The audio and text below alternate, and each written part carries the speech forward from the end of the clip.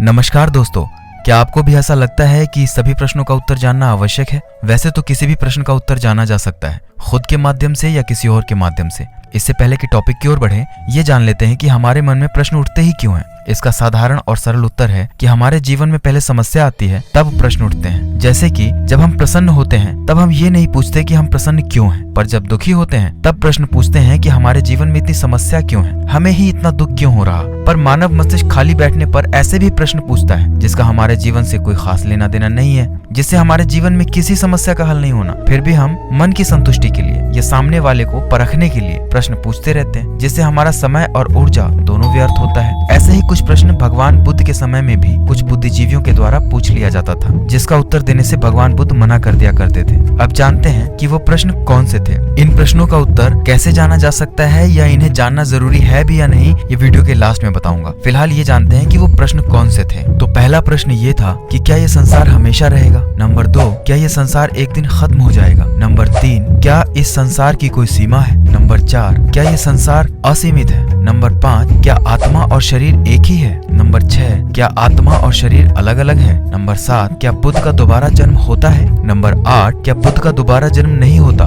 Number 9, क्या बुद्ध का दोबारा जन्म होना या नहीं होना दोनों संभव है। नंबर 10, क्या बुद्ध का दोबारा जन्म होना या नहीं होना दोनों असंभव है। यही कुछ 10 प्रश्न थे जिसका उत्तर बुद्ध नहीं दिया करते थे या नजरअंदाज किया करते थे। पर क्यों, ऐसा क्यों किया करते थे वो? तो सबसे पहले ये जानते हैं कि इन प्रश्नों का हमारे जीवन से क्या लेना देना है। तो भगवान बुद्ध ने एक सटीक बात कही थी कि जीवन में दुख है और दुख का कारण है। दुख का कारण मिल गया तो उसका निवारण भी होगा। ये लाइनें ये बात स्पष्ट करती है कि हमारे जीवन में जो भी प्रश्न उठे वो हमारे जीवन से संबंधित होना चाहिए, न कि मन की संतुष्टि के लिए ख्याली प्रश्न हो कोई सा भी, जिससे हमारे जीवन में किसी भी समस्या का हल हो। ऐसा ही प्रश्न उचित है, नहीं तो बेकार के प्रश्नों को पूछकर अपना समय और ऊर्जा दोनों नष्ट कर लेते हैं हम। ऐसे ही ये 10 प्रश्न भी हैं जिसके उत्तर से जीवन का कोई संबंध नहीं। इन 10 प्रश्नों में 4 प्रश्न संसार के विषय में है, 2 प्रश्न आत्मा और शरीर के लिए पूछे जाते हैं और अंतिम 4 प्रश्न बुद्ध या आत्मज्ञानी व्यक्ति के लिए है। अगर इन प्रश्नों का उत्तर मिल भी गया तो हमारे जीवन में कौन सी समस्या हल हो जाएगी, ये आप लोग कमेंट करके बताना।